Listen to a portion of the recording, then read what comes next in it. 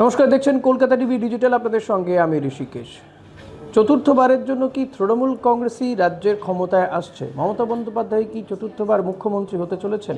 এই প্রশ্ন অনেকের, কিন্তু বিভিন্ন সমীক্ষক সংস্থাগুলোও কিন্তু এটাই বলছে যে মমতা বন্দ্যোপাধ্যায়ই নবান্নে আবারও বসতে চলেছেন। চতুর্থবার ক্ষমতায় আসতে চলেছে তৃণমূল কংগ্রেস।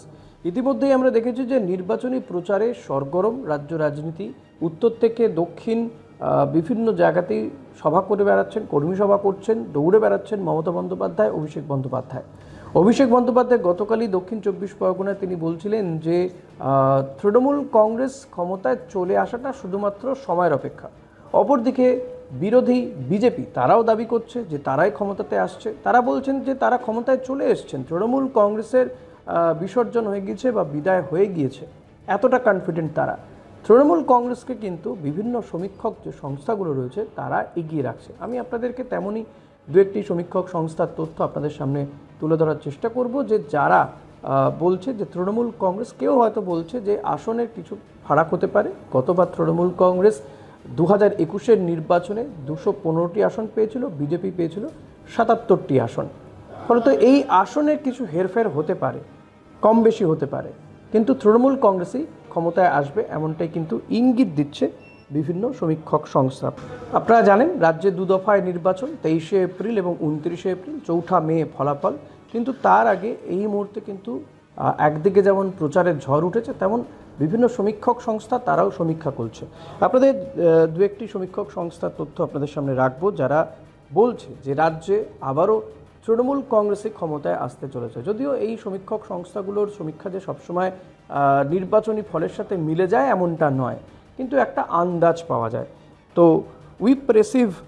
উই প্রেসিড বলে একটি সমীক্ষক সংস্থা, তারা বলছে যে রাজ্যে 26-এর নির্বাচনে তৃণমূল কংগ্রেস 206 থেকে 218টি আসন পেতে পারে এবং বিজেপি পেতে পারে 75 থেকে 85টা আসন।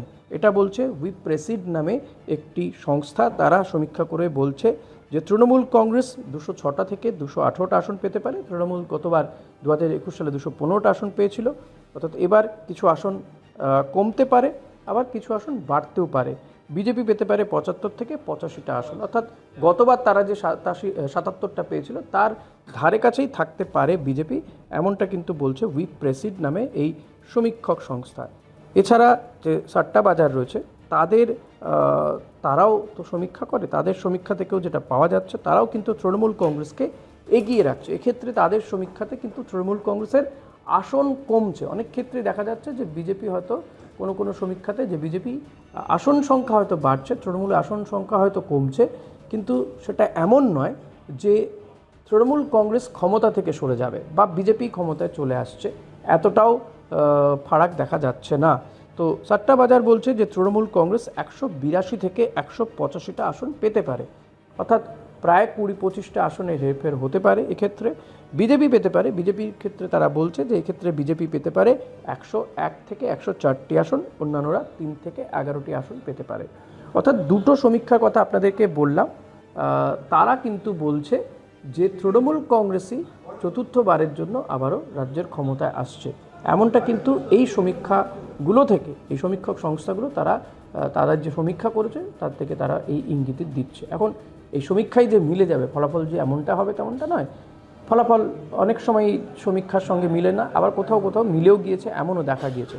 ফলত এই ফলাফল মিলছে কি মিলছে না সেটা জানার জন্য আমাদেরকে আরও বেশ কিছুটা সময় অপেক্ষা করতে হবে, কারণ 4 মে ফল ঘোষণা হবে রাজ্যে বিধানসভা নির্বাচনে।